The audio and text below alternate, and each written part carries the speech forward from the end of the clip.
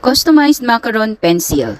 So, umorder nga ako nito mga moms. Nakita ko to sa live at mabilis lang silang gumawa. Dumating din sa akin yan. In-order ko yan ng June 8. Dumating sa akin ng June 9.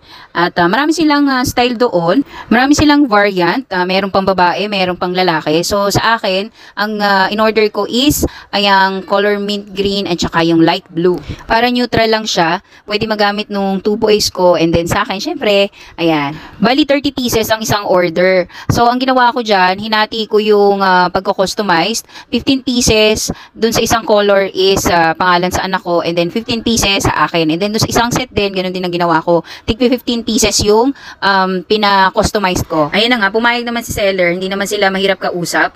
And din nga, binilang natin.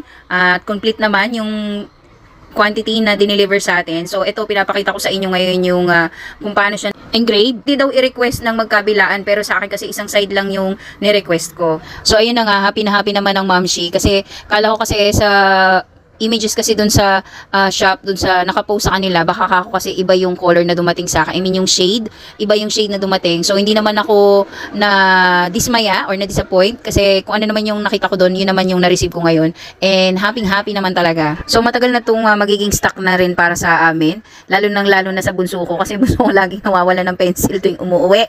Ayan. Kung bet nyo rin siya mga moms, check nyo lang po sa aking yellow basket.